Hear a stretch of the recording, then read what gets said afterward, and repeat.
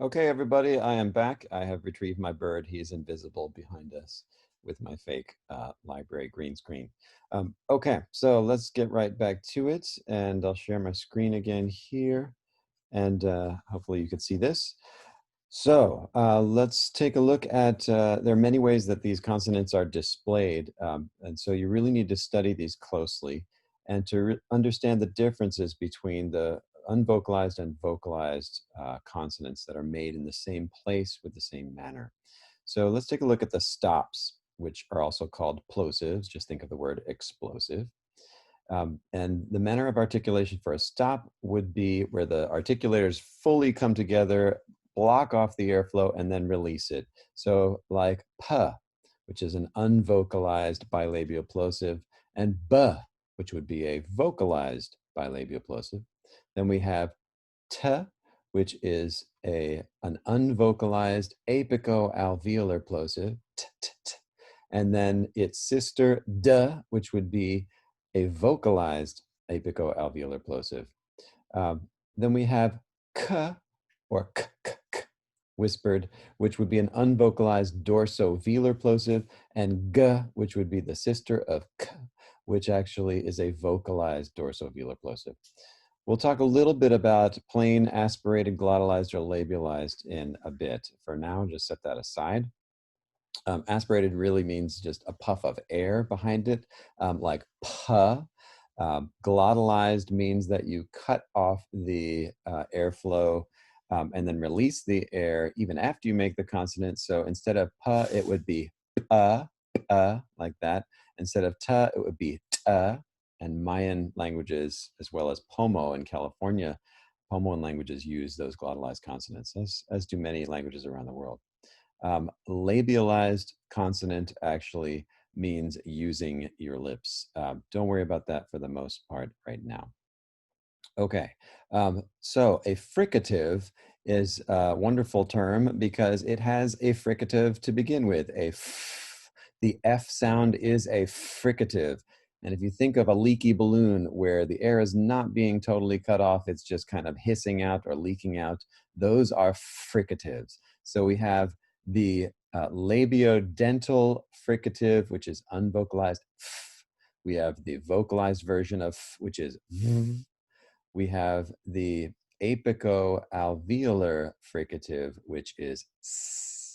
And I know that many of you make your s's in different ways. Some actually push their tongue up against their lower incisors, and then a little space a little bit farther back on the tongue is making the s sound with the alveolar ridge. But it does touch the alveolar ridge so that the air is hissing out above the tongue and below the alveolar ridge. S, s. That's an unvocalized apico-alveolar fricative. Z would be the vocalized sister of s. And then we have these interesting sounds, which we in English have to use two letters to represent, but they are separate phonemes in English. We use a separate IPA letter to represent these, as we'll see. This is the sh sound and the zh sound. So sh would be which one? Vocalized or unvocalized? Shh. Can you whisper it? Shh. Then guess what? It's unvocalized. Then there is the zh sound, which is the vocalized form of sh. And those are actually alveopalatal or palatal, where you are making the fricative actually not against your alveolar ridge, but a little farther back. So think of the difference between a s and a sh. You pull your tongue just a little bit farther back. Okay, affricates are actually combination sounds which combine a plosive or a stop and a fricative. So we use often two letters to represent these sounds, but they are separate phonemes. In IPA, we use an individual a combination actually of a stop and a fricative for this. So I'll show you that in a bit. The sound ch actually is a combination of what two sounds, what stop is in there, and what fricative. So break it down. Ch. It's actually a t sound with a sh sound. Ch, ch. You hear it? So an affricate is actually a stop and a fricative combined. So there's ch, which would be which. Vocalized or unvocalized? Can you whisper it and still understand it? Ch, ch, ch. Yes, that is unvocalized. So it is an unvocalized affricate. And there is also the vocalized form of ch, which would be what? Think about it. Add your vocal cords to ch, and it becomes j, j, which we represent often with the letter J. But think about what a j is. It's a combination of a d sound, which is the vocalized t sound, and it's a combination with the d with the j, j, de j together. Fascinating. Okay, there are nasals in English. There are actually three of them. I only have two listed here, but the nasals would be where you're cutting your air off from other parts of your mouth and forcing it through your nose. So an M sound, would be a bilabial nasal, the air is coming out your nose. And then you don't close your lips in that case. Instead, you close your tongue against your alveolar ridge. It's an apico-alveolar nasal. There is one more nasal in English, actually, where we tend to think of it as an N and a G together. That's how we write it. But it's its own phoneme. And it's actually neither an N nor a G. It is made in the same place in your mouth as a G. It's a dorsovelar nasal. The back of your tongue where the dorsum is touching your velum, so touching your soft palate. It's cutting off the air and the sound is coming out your nose. So, Now, are they vocalized or unvocalized? Think about it. Can you make an M sound while you're whispering? Well, sort of, but really, M's, N's, and ngs are always vocalized. So nasals are always vocalized. They kind of act like vowels in a way. So, mm, mm. There's no way to say an M really without your vocal cords. It doesn't quite work. Okay. Liquids are a really interesting category. In English, there are lateral and central flaps, not so much trills, but a lateral liquid. A liquid is also sort of like a vowel. It's an extended consonant that always uses your vocal cords for the most part. A lateral liquid in English would be the L sound, L. Now think about where it's made. That's right. It's an apico-alveolar liquid, lateral liquid. Lateral meaning the air is coming out the sides of your tongue. It's related to the sound, actually. In many languages, like in Japanese, they do not have a differentiation between these two sounds. They simply have the sound or something similar. It's more like a flapped r. But if they are speaking English, often they will pronounce an L as an R sound. As we'll see in Korean, they have both of these sounds, but they're understood to be the same letter in Korean, and you just pronounce them differently depending on where they are in the word. They are what we call allophones, which we will get into in just a bit, which can be a quite confusing thing, but hang in there. So is actually a central liquid. So you pull your tongue into the center of your mouth and then the sound comes all around. So say an sound, an L, and then say an R sound, and just switch between them. What's amazing is that your brain can decode the difference in English between the and Many languages around the world cannot do that. Just like English speakers cannot very easily decode some of the phonemes in other languages. Okay, so it's not that English speakers are so special. Each language has its own phonological rules, and phonemes are an inventory of phonemes. Okay, a flap would be basically when you are saying things like butter, butter. You're actually flapping the tongue up against the top of your mouth, right?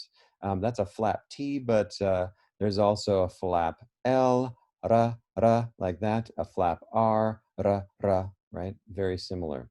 We don't tend to use those in English specifically. We decipher them as either L or R, although some people do use those. And they do show up actually in some examples like butter and so on, words like that.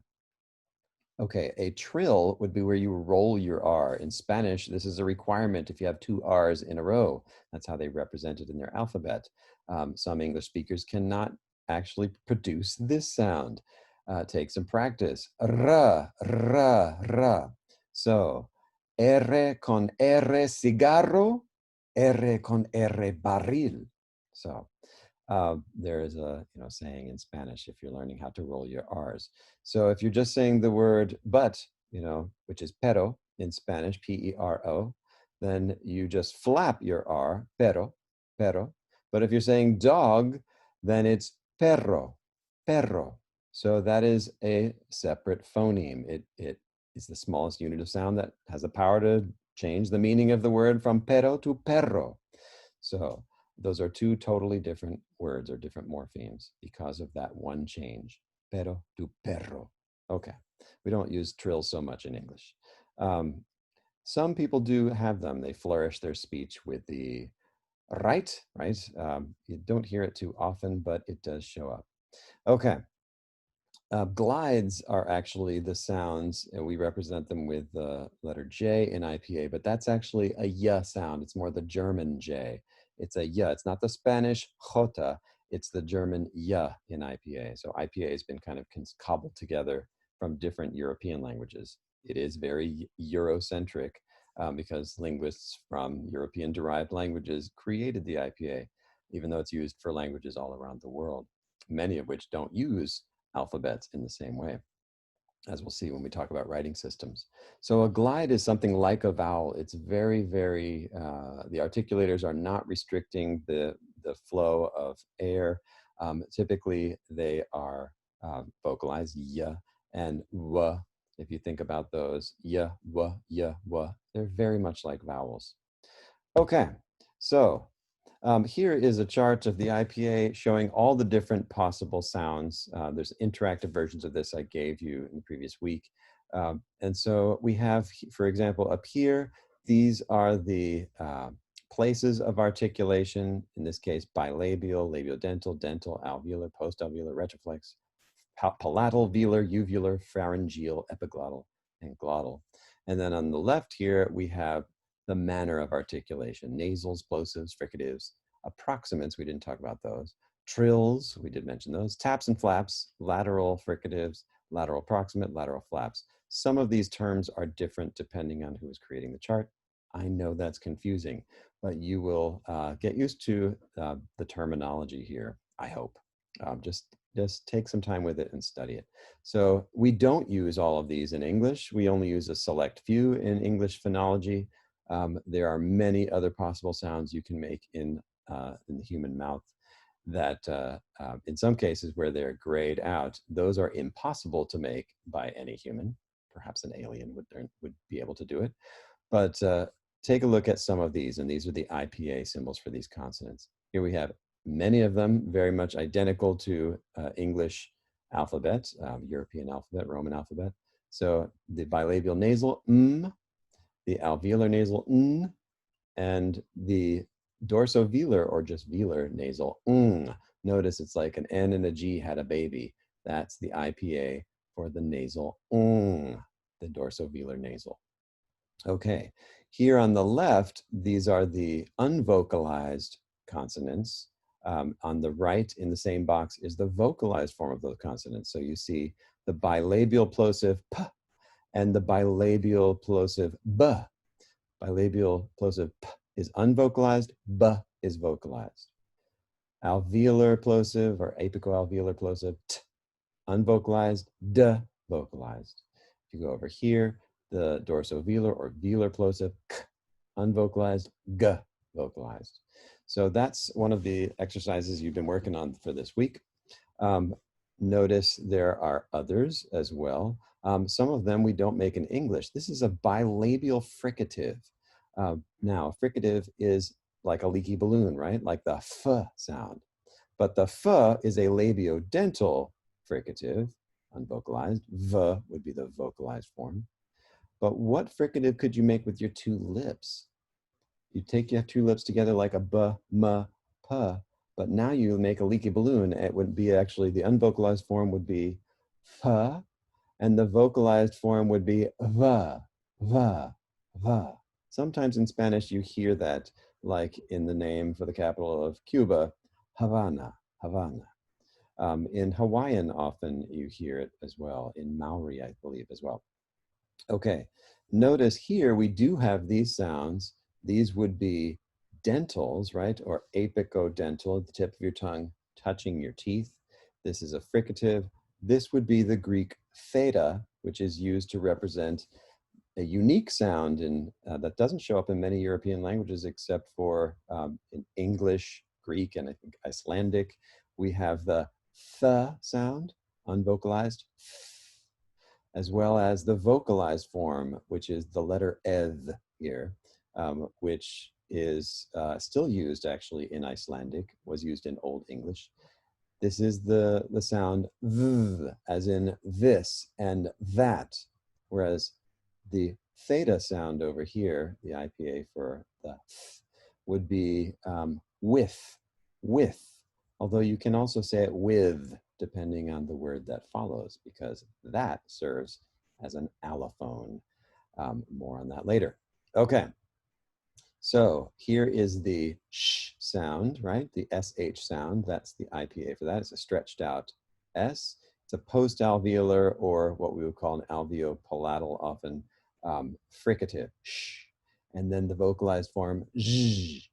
We skipped over these, right? S, which would be the alveolar fricative, unvocalized.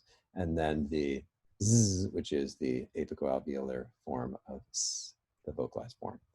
Okay, many other possible consonants that we don't use in English are here. So you can click on the interactive form of this online and hear all of these. It's lots of fun. Okay, let's see. The R actually, that is the right side up R, is actually not the R that we use in English, although many American English speakers use this symbol to represent R. But technically, we do not use this trilled R. This would be a R sound, R.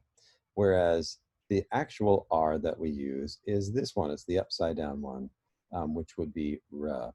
Some use the retroflex R in English, which is for sure, like that. Okay. All right, so take a look at this a little bit more, but what I really want you to know are the consonants that we use in English, which is only a small subset of these.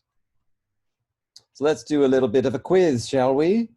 Can you give me a voiced bilabial plosive? So make it with your two lips. It's got to be a plosive and it's got to be voiced. Voiced bilabial plosive. That's right. It's a b, a b. So try to say the sound itself without the letter, because again, the letters in English are different from these sounds in some cases. In this case, our letter B is the same thing as the IPA sound, b. Okay. How about a voiced alveolar plosive? Again, a voiced alveolar plosive. That would be apicoalveolar, tip of your tongue against your alveolar ridge. It's got to be voiced, it's got to be plosive. That's right. It's a d sound. D, d, d. How about a voiceless dental fricative? So you're taking your tongue, putting it against your teeth, making a hissing sound, leaky balloon, voiceless dental fricative. That's right. It is that theta, the th sound. How about a voiced bilabial nasal? So make it with your two lips. It's got to be nasal coming out your nose. Got to be voiced. Of course, all nasals are voiced. So voiced bilabial nasal. That's right. It's an sound. How about a voiceless labiodental fricative? Labio, lip, dental, teeth, fricative. So your lower lip touching your upper incisors, sounding like a leaky balloon. There's that fricative sound, voiceless. You got it. It's a f. Okay. Now we could change these by asking the opposite, right? What would be an unvoiced bilabial plosive? That's right. It would be p, not b, but p. our letter P.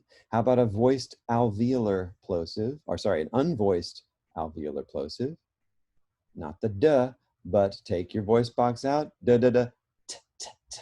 That's right, a T, a T. How about a voiced dental fricative? Instead of the unvoiced, add your vocal box, right? Your larynx, your larynx. So you change it from a to a th. That's right, it's a v. It's that letter ez, which we just looked at. How about a voiceless bilabial nasal? Gotcha! There is no voiceless M. So all nasals in English are voiced, right? You cannot say an sound. To a, take out your vocal cords. Nope, just not there. Doesn't happen. How about a voiced labial dental fricative? So the voiceless would be the f. Now fire up the larynx.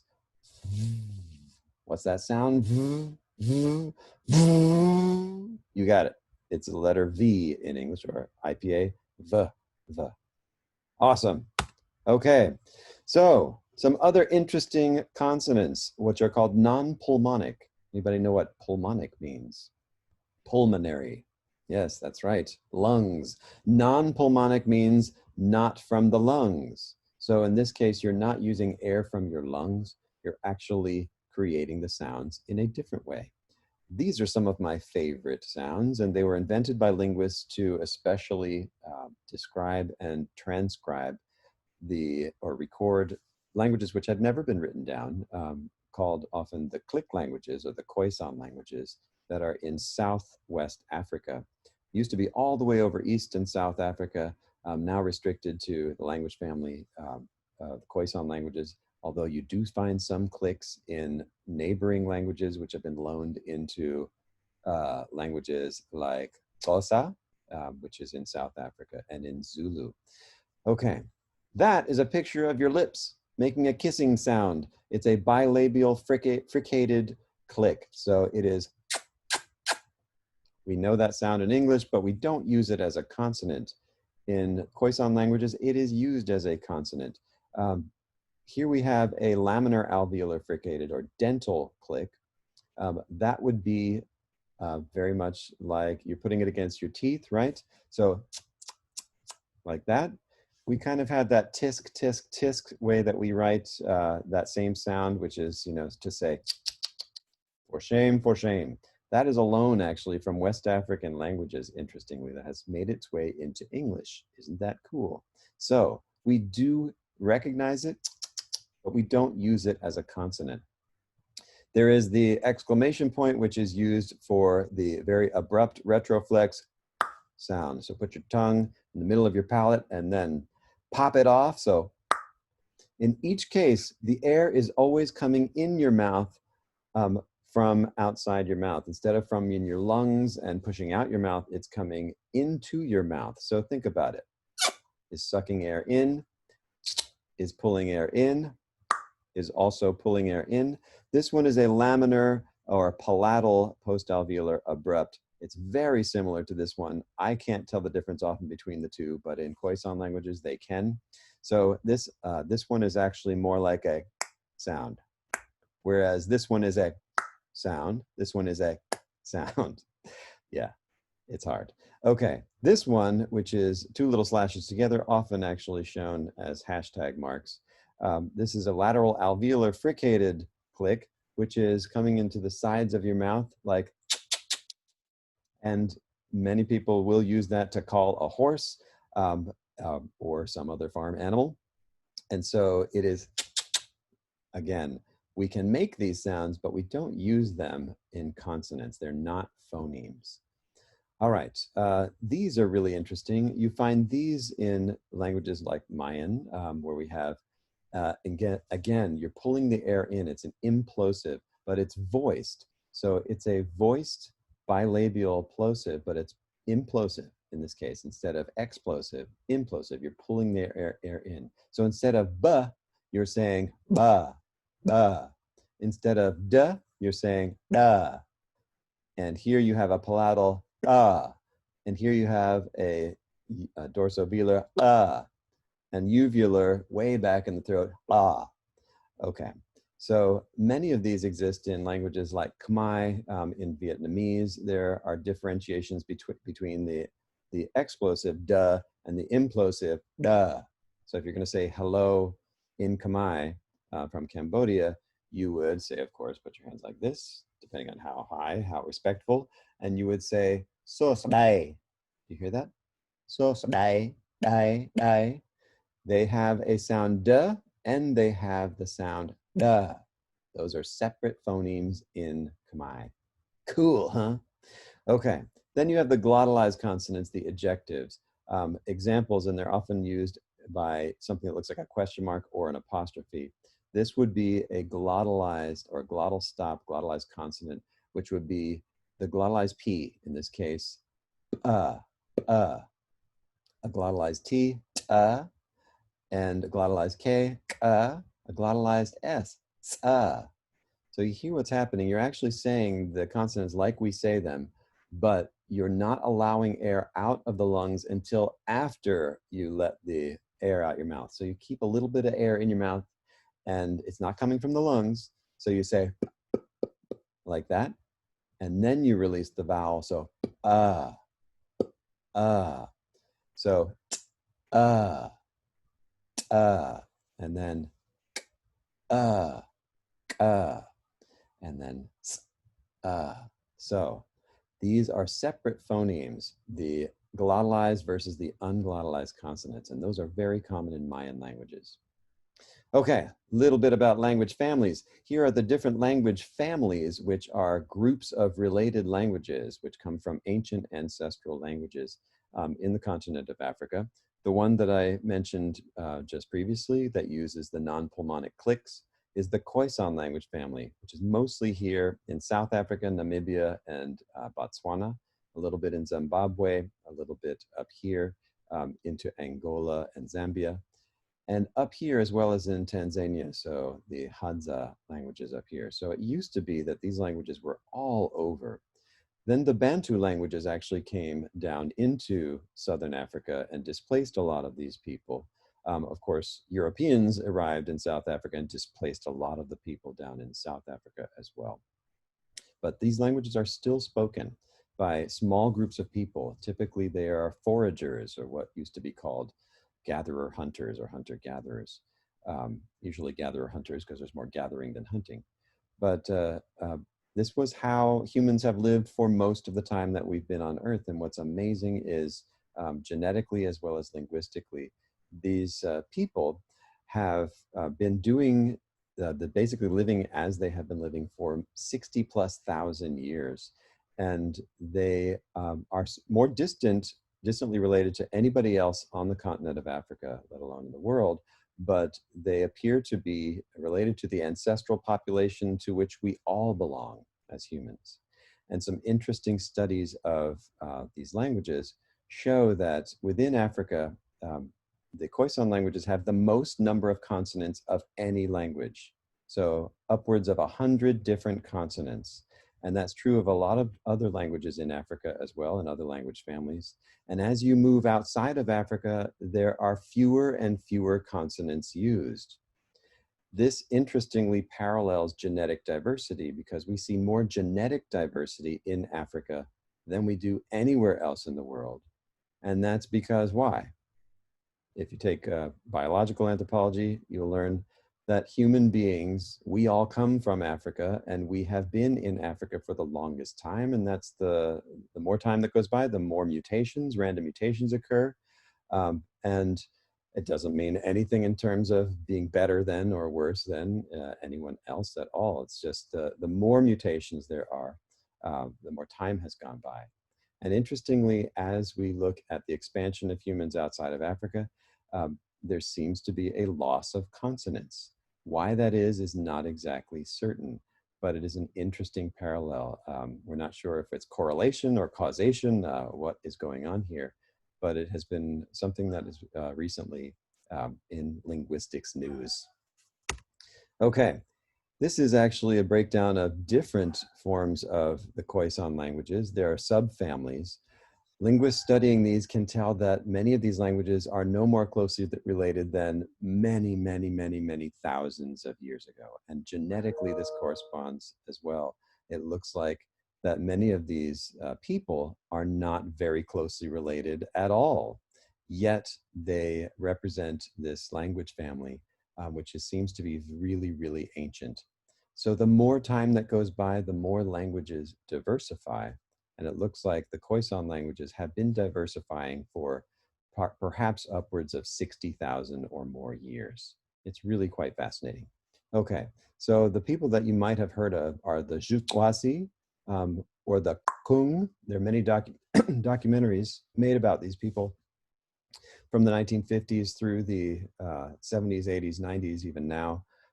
Anthropologists, cultural anthropologists, if you're taking cultural anthropology, have studied these people extensively because they are living as foragers, or have been until recently. They often are settled onto reservations, sadly, and many of them are fighting for their cultural survival now. A teacher of mine, one of my favorite teachers, Richard Katz, Dr. Richard Katz, who's now up in Canada, has worked with the Zhukwasi for many, many years. He was part of the original anthropological studies that went in there in the 60s with Richard Lee. Anyway, anthropologists are really interested in these people because they do live very much like we know all humanity lived for most of our time on Earth as foragers, in small bands of people, right? So about 25 to 50 people living together and interacting, and then meeting up with other bands. But small bands of people roaming over large areas, being nomadic, right? Not having very many material possessions, not having social hierarchy. So these are typically egalitarian societies where men and women and different people have equal access to resources. So if you think about it, that's how we have been living for most of our time on Earth. And these people have taught us an enormous amount about what it means to be human, and in some cases, how far we have come from how we have been living for most of our time on Earth. So take cultural anthropology for more. Here's some photos of some Jutla people showing you the small bows and arrows that the men typically use with some poison on them to tire out the animals they're hunting, and the women who provide most of the food through gathering. Okay, so if you were to speak a click language like one of the most widely spoken in Namibia, Khoikhoi or Damara is also called. This is within the Khoisan language family, spoken by the Damara people in Namibia. And notice you have these different consonants, which linguists have actually used to start recording these languages, which are now being written. So again, most of the 7,000 languages in the world have never been written down until very recently. Writing is only something that was invented in just about 6 parts of places in the world. And that's only as recently as about 5,000 years ago. If you think about how long humans have been on this earth, right? I mean, the oldest human remains that we now know are about 300,000 years ago in Morocco.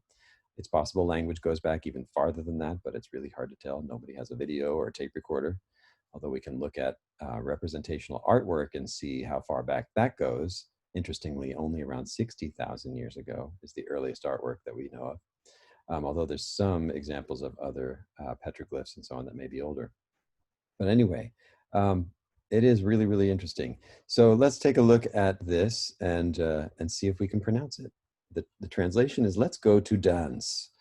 And you would say, im, nu, ngab, da.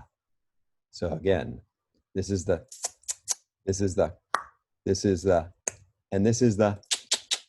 Okay, so im, nu, ngab, da. Try that fast. Oh yeah. So in the in-person versions of this class, I have people study a particular non-Indo-European language, and I will come up with something comparable for one of your projects to do. But it's not going to be so easy to do because I have people do group work and so on, and I haven't figured out how to do that so well on Canvas yet. So stay tuned. I'll make sure I come up with something for you. So if you're really interested in studying something like Damara language, you can do so. Okay. So here we are. These are some of the Maya glyphs used to spell Maya words in the classic Maya syllabary. I don't think you can see this on the top, or maybe you can. There's a little thingy in the way. Anyway, the way this works actually is these are the pure vowels. The Maya only have 5 vowels as opposed to English, which has way more. A, E, I, O, and U. This would be it's actually an interestingly ingressive B. So glottalized ingressive. Ba, be, bi, bo, bu. This is a cha, che, chi, cho, chu. Here's a glottalized cha. Don't know about these. This is a cho. So listen to the difference. Cha, cha, cho, cho. Here we have a ha, he, chi, cho, hu. This is a ka, ke, ki, ko, ku. This would be a ka. This would be a ko, this would be a ku. Not sure about these quite yet. We're still deciphering these. So this is a project that has been going on at least since the 1950s, where we've been able to decipher the Maya syllabary. And that is a long story for another day. But here we have la, la, li, lo, lu, ma, me, mi, mo, mu. This is just to show you the glottalized consonants. This would be a tsa, and this would be a tsa. This would be a tsi, sorry, a tsi. This would be a tsi. This would be again, let me move this. This would be a tsu, and this would be a tsu. Okay, so more on Mayan glyphs another day. But let's take a look at some other aspects of language here. There are what we call prosodic or suprasegmental elements to speech, and sometimes they can be phonemic, meaning that they will differentiate the meaning of words. Those things include stress, pitch, or a note, basically, and length. So let's take a look at these. I accidentally muted myself. So take a look at these words. If we just write them out without any context, you might not know what they mean. For example, here is stress. We put a little accent on the E. Of course, in Spanish, French, Romance languages, they actually include diacritics like this. In English, we typically don't. But in this case, you would say present versus this one over here on the right, where you would say present. Those are different words depending on where we put the stress. Are they related? Present and present. How about this one? Object versus object. Construct versus construct.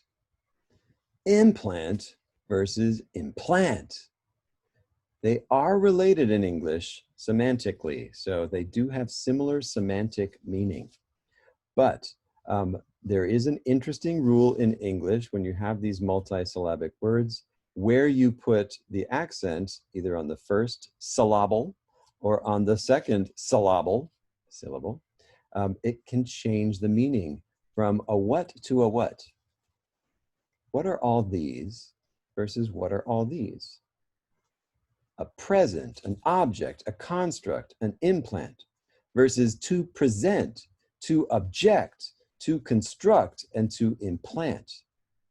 That's right, class. These on the left are nouns. These on the right are verbs. Isn't that amazing? You never realized that just changing the stress on the first or second syllable can actually change something from a noun into a verb. That is not universally true, but it is really interesting, a pattern that you might not have noticed for English. Okay, oops, let's go back again. Nouns versus verbs. Not always true. Okay, but a curious thing in English. There's also pitch and tone in languages around the world. If we look at Chinese languages, and again, Chinese is a group of languages, a subfamily of languages, often lumped together as one language, but actually there are multiple Chinese languages, which brings up what is a language versus what is a dialect. In China, they often talk about the dialect of Cantonese and the dialect of Mandarin, but they are really mutually unintelligible. So are they truly dialects or are they separate languages? And why would the Chinese government call them dialects? A discussion for another day.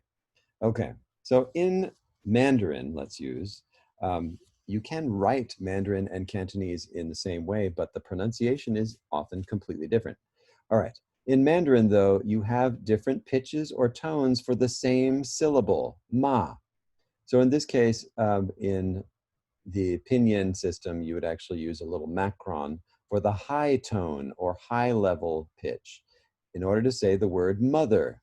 So you would say ma like that. You have to sing it, ma, ma. And the character here actually is a picture of a woman, a logograph for a woman, which is actually a determinative or radical.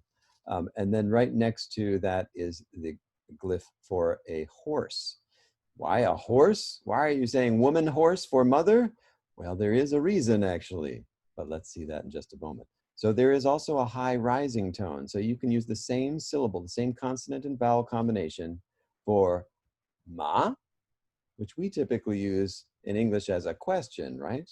But in this case, in Chinese, you do not use tones for questions. You use them to differentiate the meaning of words. So ma is mother, ma is numb. Don't call your mother numb. Then we have the low falling and rising tone, in this case used by this little hatchet above the A, which is indicating that you go down and then up with your tone. So you say ma, ma, and that means horse. So ma means horse. And in this case, what Chinese writing has done is taken this glyph for horse, a logogram for horse, so that you are to pronounce a ma, but please do not pronounce it this way. You need to remember that it's the ma that is the woman, that's your mother. So it's a ma versus a ma. Don't call your mother a horse, unless, of course, you are a horse. Of course, sorry. Anyway, there's the falling tone as well. So we have the ma, ma. So it's kind of like when we say, oh. So in this case, it's the same syllable ma, but it's a falling tone, and that means to swear. Note that in Chinese writing, you're using that same logogram for horse, and then you're putting a little radical in the top, which is indicating that this is not horse, this is the word to swear, ma. So there is a fifth tone in Mandarin, which is the neutral tone, which is just ma. And in that case, it's again the same glyph for horse, but in this case, you have another radical in front. And this actually is what makes questions in Chinese languages. So if you're going to say, how are you, which is not something that is typically translated one-to-one as what we call a calque. In English, we say, how are you? And if some people don't ever even answer, or they just say, how are you? Anyway, in Chinese, you would typically say, 吃饭了吗? Which means, have you eaten yet? If you're saying hello to somebody in Mandarin. 吃饭了吗? But notice the ma at the end. But often when you're learning Chinese, they say, how do you teach somebody to say, how are you? The actual way would be, 你好吗? So you hear the ma at the end. That is the question mark. So 你好 is, you good? 你好吗 means a question, are you good? If you just say hello in Chinese, it's usually 你好. But if you're saying, literally asking how someone is doing, you say 你好吗? Okay, so let's try them all. High level, ma. High rising, ma. Low falling rising, ma. Falling, ma. And neutral, ma. All of them mean different things. So in tonal languages like Chinese, pitch or tone serves to differentiate the meaning of words. In English, is that true? Think about it. Tone is phonemically distinct in many languages that are unrelated to one another, in fact, from all over the world. In Chinese languages, in Thai, which is not related to Chinese, in Yoruba from West Africa and Nigeria, Zulu from South Africa, Navajo from a Native American language from the southwest of the US, Zapotec, which is a Mexican native language, Cherokee, native language from the southeast of the US and also now in Oklahoma because of the Trail of Tears, unfortunately, and Latvian, actually, which is a European language. In many languages, tone serves to differentiate the meaning of words. In Swedish, actually, tone can be used in Swedish to differentiate the meaning of words as well. So often when English speakers are making fun of Swedish speakers, like the Swedish chef, the Muppet, if you know what I'm talking about, those of you who I know. Anyway, so, yes, that's kind of how we make fun of Swedish people. In this language, you'll notice we make fun of everybody because the sounds are funny. Anyway, we make fun of ourselves as well. But that's actually picking up on some of the phonology of tone in Swedish. Okay, so in English, have you figured it out? Is English actually tonal? Do we use tone in English? Do we use tone in English?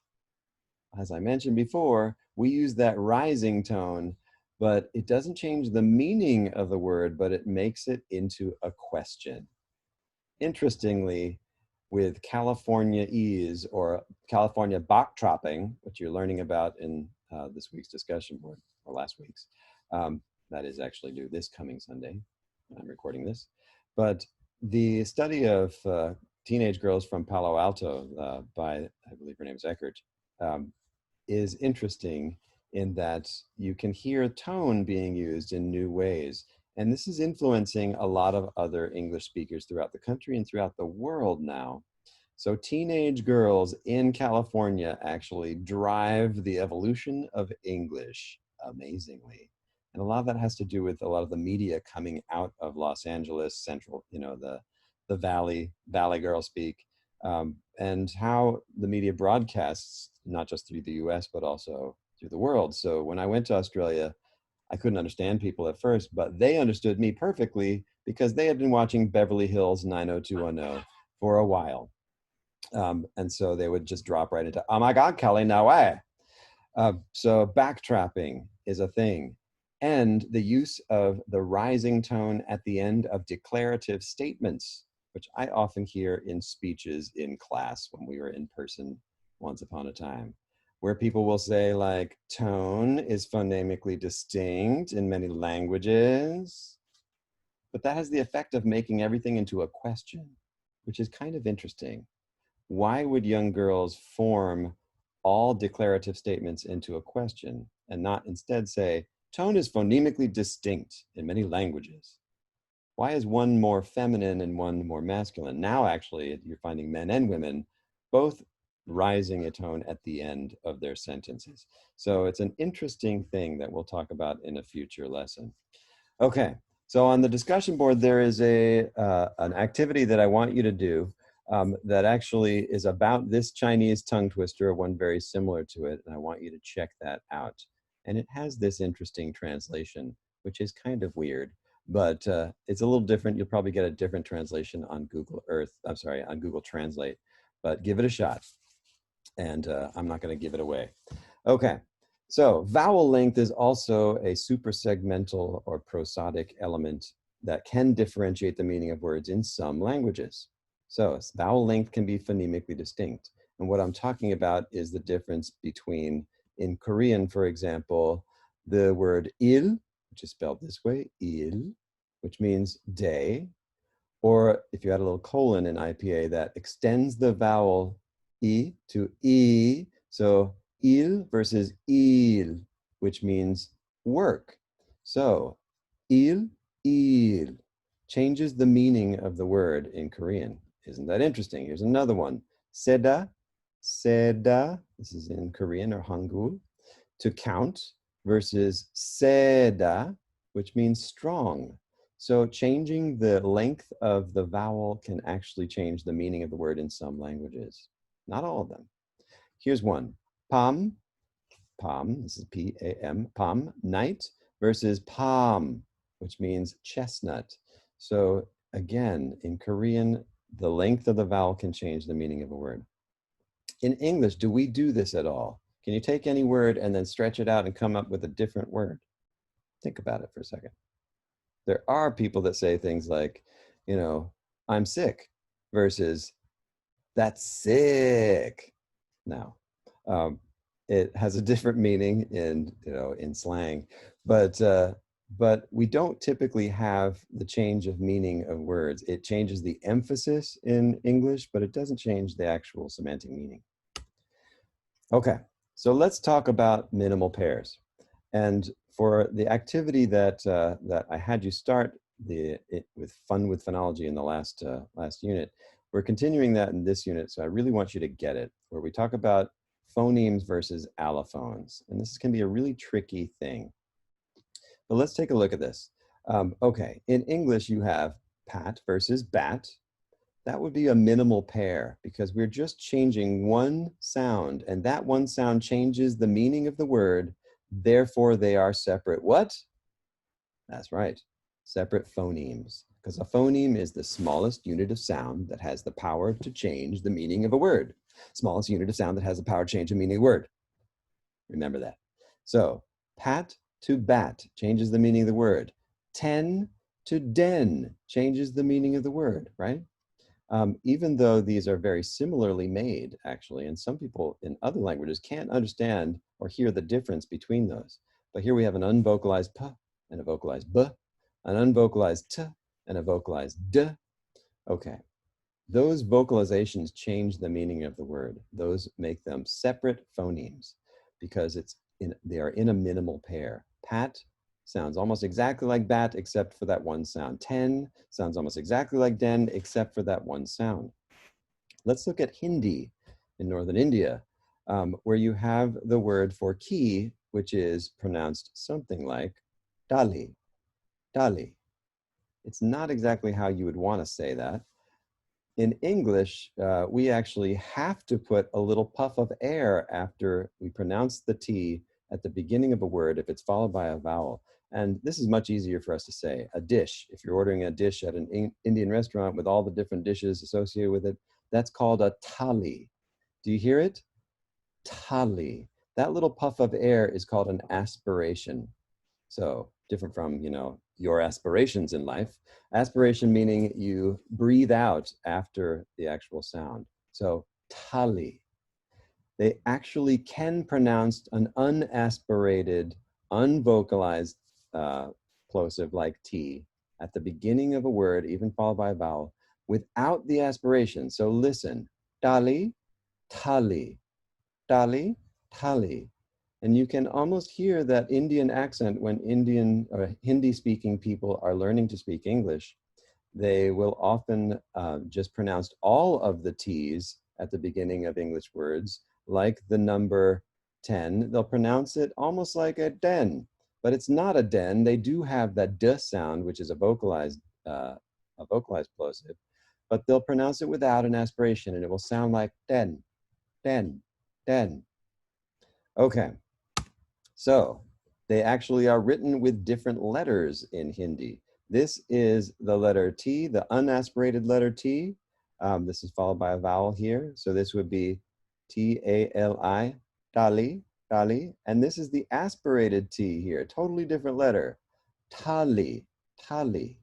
This is a minimal pair, telling us that because these words mean something different, that one change in that one sound means that those are separate phonemes. So again, if you can find a minimal pair between two sounds, that means those two sounds are separate phonemes. So again, a minimal pair are pairs of words that sound almost exactly like one another that mean something different in that language. In English, the sounds, the unaspirated T and the aspirated T are not separate phonemes. We do not have the word ten and the word ten. We have the word ten, but we don't have another word ten, which means something different. We have the word den, but we don't have the unvocalized den. It's almost impossible for us to hear it as English speakers because we just haven't learned the difference between those sounds. All Hindi speakers can differentiate these sounds because they are separate phonemes in Hindi. Okay, so check this out. What is an allophone? If a phoneme is the smallest unit of sound that has the power to change the meaning of a word, what is an allophone? An allophone is a single phoneme that has multiple variants of pronunciation depending on where it appears or how it appears in a word. And I know that sounds weird, but let's take a look. So we were just talking about aspirated versus unaspirated P's in English and T's in Hindi, right? Okay, so we have the aspirated. We are forced to pronounce this word in English with a little puff of air, and that's how we would write it in IPA. This is the I vowel. And it's not, this would be the E vowel, right, in IPA, but we spell it this way. So this word pin, if you really listen to it, you are always having a puff of air, an aspirated P. Pin, pin. Um, if you put an S in front of that pin, try to say that. That's right. Spin, spin. So we actually do know how to make an unaspirated P, but we only do that, we only pronounce it when there is an S in front of it. So listen again, pin and spin. But in our phonology, we lump together those two sounds, even though they're very different, we lump them together as the same phoneme, but they are variants of the same phoneme. They are called allophones of the same phoneme P. So in this case, the allophone of P in English that's pronounced at the beginning of a word followed by a vowel is always aspirated. The allophone of P that follows an S is always unaspirated. Well, let's just flip the script a little and try and do it opposite of what the rules are, and you'll see how weird it is. So if you were to try to pronounce, let's try it with the second one. If you were to try to pronounce the word spin with an aspirated P after the P here, then it would sound like spin. And if you're Italian, many Italians, which have lots of aspirated consonants, actually learn how to speak English, and they will mispronounce the word spin by saying spin. And then I was spinning and spinning around and I fell down on my butt. Okay. Whereas the pin here, we always have to make the aspiration, and it's going to be really hard for us to pronounce it without the aspiration because we're forced into it unconsciously in English. Allophones are incredibly unconscious. So that's why it's a weird topic to actually bring to our conscious awareness. But let's try it. So we say the word pin, but now try to say it without the aspirated little puff of air. So like someone from India might say, and who speaks Hindi, it would be like spin, spin. You can do it if you put an S in front of it. Spin, spin. Put your hand up and feel the difference. Say the word pin, feel the puff of air, pin. And now say the word spin, spin. The puff of air is removed. Now just try saying the word pin without the puff of air, and it sounds like bin. It almost sounds like the word bin with a B, but there is not a vocalization. It should just be bin, bin. Pretty interesting. Okay, let's try the T. We have this word, T-U-N, which would be pronounced or spelled in IPA this way, pronounced ton. Put your hand up in front of your mouth. Ton, you feel the puff of air. Now actually put an S in front of it, and it follows that same rule actually for all unvocalized plosives that are at the beginning of English words when they're followed by a vowel. If we put an S in front of them, we have to remove that aspiration. So again, let's try it. Ton, and then stun, stun. Ton, puff of air. Stun, no puff of air. Very interesting. Now try saying the word stun with a puff of air. That's easier. Stun, stun. Sounds really funny. You could do it though. And now try saying the word ton without the aspiration. So done, done. It almost sounds like done, but it is not done. It is done. Okay. These are examples of allophones in English. They are not separate phonemes. You will never find them in a minimal pair. You will never find the word pin in English with the word bin. We do have the word pin, but we don't have the word bin. You will never find the word spin in English at all. You will find the word spin, but not a minimal pair differentiating between the aspirated and unaspirated P, because those are allophones in English.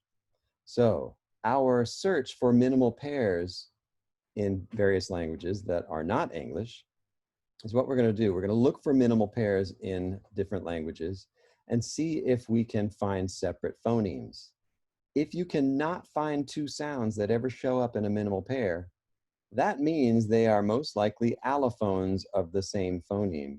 And there will be rules about where you pronounce one allophone of that phoneme versus the other allophone. In this case, the rule is if there's an S in front of it, remove the aspiration. If there's no S, you've got to aspirate it in English for these unvocalized plosives. Okay, I know that was a lot, but let's see if we can play the game here. Okay, now, first thing we're going to do when we see a short list of words in a particular language, whether English, Hindi, Sindhi, Japanese, Korean, what have you, you're going to look for minimal pairs. Are there minimal pairs between two different sounds? Are there rhyming words that change in meaning when you change one sound? There's various terms for these, you know, are they in overlapping environments? Are they contrastive sounds? Don't worry so much about that. What that basically means is, did you find a minimal pair?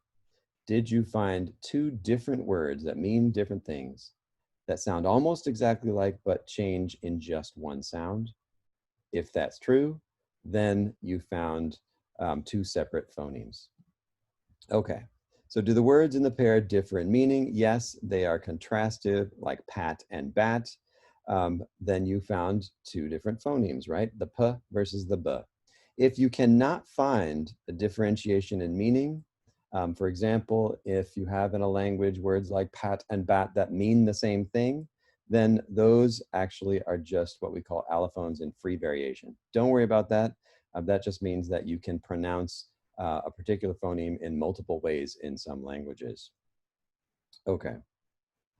But what we're looking for are what we call allophones in complementary environments. That means they're never, ever found as a minimal pair. You will never find the allophones that differentiate the meaning of words in a minimal pair. And if that's the case, you know you found allophones. Let's look at an example in Korean. As I mentioned, the ul sound, or the L, versus the sound in Korean. What we want to try and figure out is, are they separate phonemes or are they allophones of one phoneme? So, in other words, are they actually ever in a minimal pair? If they're in a minimal pair, then they differentiate the meaning of word, then they're separate phonemes. We do have the L sound and the R sound in Korean, as opposed to Japanese, where you only have the R sound. But let's take a look. Here we have the word rupee, which actually is a loan word. It means ruby, right? The gem, the red gem, in Korean. Notice it's not pronounced ruby, it's pronounced rupee. But if we were to look for a minimal pair between these two sounds, R and L, we would look for a word rupee, and then we would replace that R with an L and see if we can find it in this list. And I promise you, if it exists, I would put it in the list. There is no other word here, loopy. That's interesting. No minimal pair so far between R and L that would differentiate the meaning of the word. Let's take one with L, like mul, which means water. If we're looking for a minimal pair between the L and R sounds in Korean, we would have to find the word mul and the word mur. So we replace the L with an R. Does it exist? Does it change the meaning of the word? No. There is no other word mur in English. So take each one of these and see if we can make a minimal pair between these two sounds. We have a word kiri, meaning road in Korean. And if this was a minimal pair between R and L, then we would look for a word kili. Again, it doesn't exist. So we're striking out. We cannot seem to find any minimal pairs between R and L in Korean. Here's another one, ilkop, number 7. You would look for what word if there were minimal pairs? Exactly, earkop, earkop. There is no word earkop in Korean.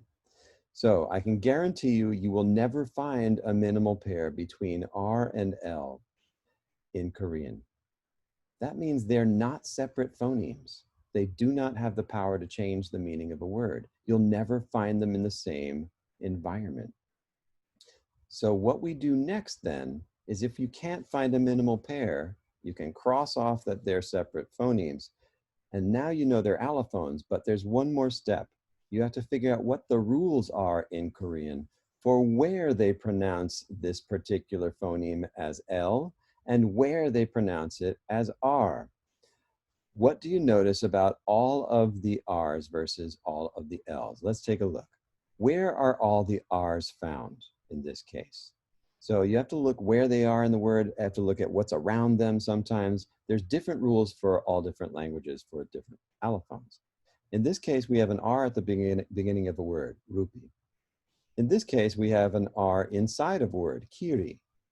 In this case, R inside of the word saram. In this case, this is a back unrounded vowel in Korean, which I believe would be something like irami. So this again is an R inside the word. Here's an R at the beginning of the word. Again, another loan word from English, radio. Where are all the L's found versus the R's? Here's an L. It's found at as the last consonant in this word, mul. Here again, found as the last consonant, pal. Is that always true? Sol, there it is again. Aha, here's one inside a word, ilkop. And here's another one, ipalsa. But how are these different from the R's? There's gotta be something going on here. So one thing we never find is we never find an L at the beginning of any Korean word. That is one rule. If this phoneme shows up at the beginning of the word, it must be pronounced as an R. We can see that here in radio and in rupee. Notice the R is never found at the end of a word, but L can be found at the end of the word. But let's see what's going on here. R and L both can be found within a word, but there is a difference. Can you tell what that difference is? In this case, there is always going to be a vowel after the R. Do you see that? Always going to be a vowel. That's true if it's at the beginning of the word. That's true if it's inside the word. The R's are always followed by vowels. The L is not followed by a vowel. Check this out. L can be at the end of the word because there's no vowel after it, but L can be followed with inside the word by a consonant, ilkop, ipalsa. Do you see that? It wouldn't be irkop or iparsa because there is no vowel there. So those are the rules. That is just unique to Korean, and those are very unconscious rules actually for Korean speakers. They will use the same letter in Hangul to spell this particular phoneme. They recognize it mentally, phonologically as the same phoneme, but they pronounce it differently depending on where it is in the word. R at the beginning or followed by a vowel, L at the end or followed by a consonant. That's pretty interesting. Okay, let's try some more. Take a look at these. Let's look. Is the sound S, and in this case, this would be a sh. In IPA, it would be the elongated S. Are s and sh allophones of the same phoneme, or is each an allophone of a separate phoneme? The first thing to do is we look for a minimal pair. So we have the word son, meaning hand. Then we would look for what? Shon. Do you see it? Don't see it. How about som, meaning sack? That does form a minimal pair with son, meaning hand, but in that case, it's just differentiating between the M and N phoneme. If we have som, we would look for shom. Can you find it? No. How about sosol? In this case, you just pick one of the S's and look for shosol or social, and that doesn't exist either. How about sek, which is color? You would look for shek, doesn't exist. Us, or upper, which we would look for ush, or ush, which doesn't exist. Here we have shihop, or we would look for sihop, doesn't exist. So try to see if you can tell what the rules are for these. And in this case, they're appearing at the beginning of words as well as within words as well. But what's the difference? And if you can look and see what the pattern is for all of the she's, they have an I after them, every single one. The others, the S's, can be before an O, can be before an can be before an and can be at the end of the word as well. But whenever you have the E sound after that S phoneme, it converts it to the allophone sh. Those are the rules for this particular phoneme in Korean. It's one phoneme with two allophones, the S versus the she here. Okay, so that's the kind of thing we're going to do in this activity that I gave you for this previous week. And I will be quizzing you on this this week a little bit more extensively. So let's take a look at this, and then I'll talk about your phonetic transcription paper. So this is basically what we were doing in activity 2.6, Fun with Phonology. And I hope you're having fun. Okay, so again, it describes what phonemes are versus allophones, just like I did, and how you tell the difference. We're looking for minimal pairs, right? So here are the rules. Look for minimal pairs, which are two words that differ only by one sound. If these words have a different meaning, then you know that those two sounds have to be separate phonemes in that language. If you cannot find minimal pairs, if there are no minimal pairs, then they're likely to be allophones of the same phoneme.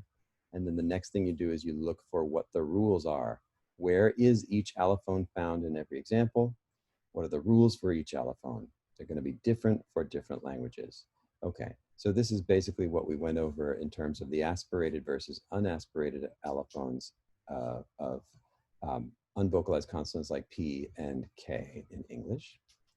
Versus Cindy, Cindy is comparing that with this particular sound. Let's take a look at the aspirated versus unaspirated. Cindy's very related to Hindi. It's actually spoken in Pakistan.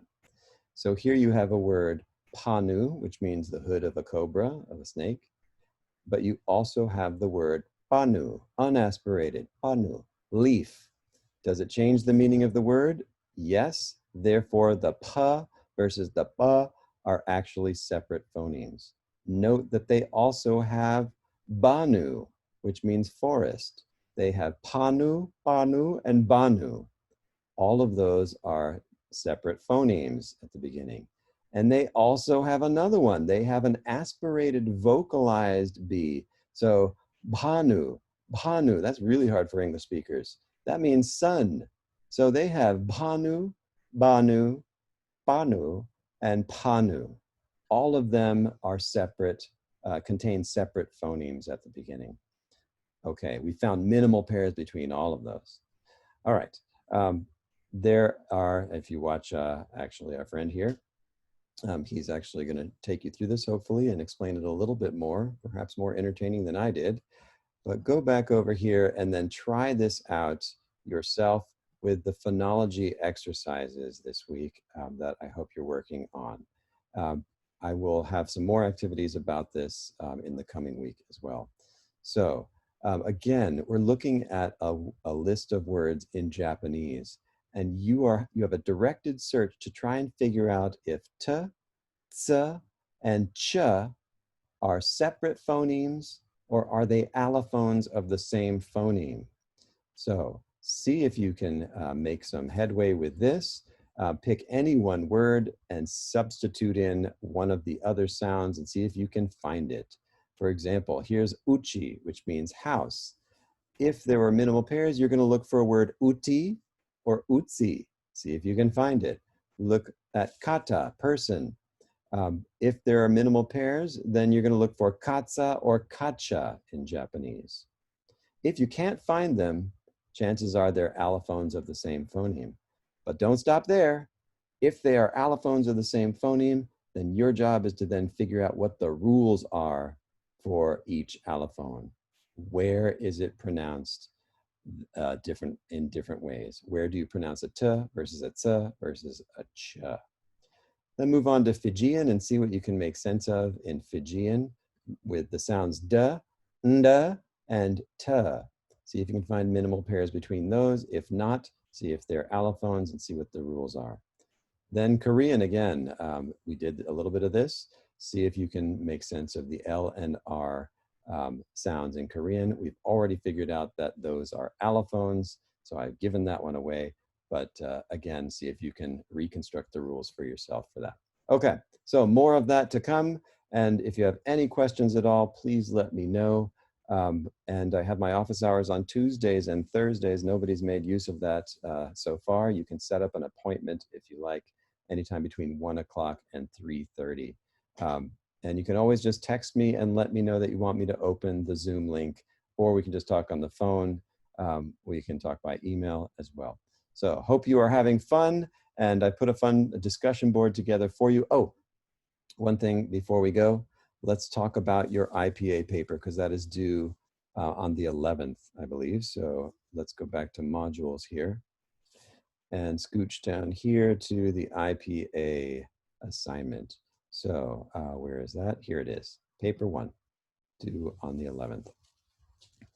Okay, so in this activity, you actually need to familiarize yourself with the IPA. I don't mean you have to memorize it, but you'll get a good grasp of it after this, I hope. You're gonna take 3 sentences, and I'm not just talking about see, spot, run. 3 complex sentences, clauses, you name it, complex sentences from a text, a book that you like. You're gonna write those out in English, and then you're going to transcribe it into IPA after you read it out loud to yourself. So depending on your accent, your dialect of English, you might choose different letters of IPA to write the very same thing than I would write it. But there are correct and incorrect ways of doing this. Do your best. Use this font here.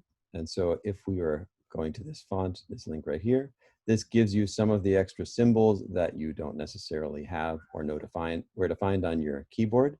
So what I want you to be careful of is do not just resort to spelling things like you've been trained to spell them in English. You got to retrain your brain to spell them exactly as they sound using the IPA. And if you're not sure what particular sounds are in the IPA, go to the interactive links where they actually sound them out for you. Okay, so for example, if I would write the sentence, this is Michael, let's transcribe that into IPA. That is not IPA. So notice the sound, this, you would have to choose this right here. This is the letter ev for the, right? And then we have the I sound. That is a short vowel I. That is in English, right? That is the I rather than the actual I sound, which is an E. I know it's very confusing. So not all the IPA are up here, just the ones that aren't the same letters in English. Again, we have lots of letters from English conveniently for you that are in the IPA. So then we have the S, right? So that's the same. This, and then I, there's that same I sound, right? Is, and we have a vocalized Z, right? That's the same as our Z. It's not an S in this case. Notice the difference, this and is. We use that S to write 2 different phonemes. So this is why we need IPA. If you were pronouncing this as a Romance language speaker, like a Spanish speaker who's learned English as a second language, often you will not catch this as a vocalized consonant. It will often be pronounced as this is Michael. Maybe you pronounce it that way. In that case, that's how you're going to transcribe it. Okay, you don't need capitalization or punctuation at all in IPA. So we have an M, right? Michael. And then we have the I. This is tricky. How do you write I? Even though we just have one letter I, that's actually a diphthong. I, right? We have an A and we have an E, which actually is our I. My, I. And here I have the CH, which is held over from Hebrew ch, but actually the k sound is really all it is, which is just a K. So Michael, and then There's actually a schwa here, which is the short Michael, right? Okay, so this is Michael. You're gonna do that with 3 sentences. Let's go back here. And you're going to write the English as well as the IPA for each one. And please give me the source of where you got those sentences, because I want you to take them from a particular book or text somewhere. All right. And now you're also going to do that with 30 seconds of audio that you're going to get from a YouTube recording. And I'm challenging you to try to record someone's speech that has speaks a dialect of English that's different from your own. So this could be any number of things, from a movie, from a political speech, from anything, but try to find someone that speaks with a different dialect of English than you do. and really truly listen to the actual sounds coming out of their mouth and try to faithfully reproduce those sounds, transcribing them into IPA. So what I'd like you to do for that is give me the link for the video that you're using.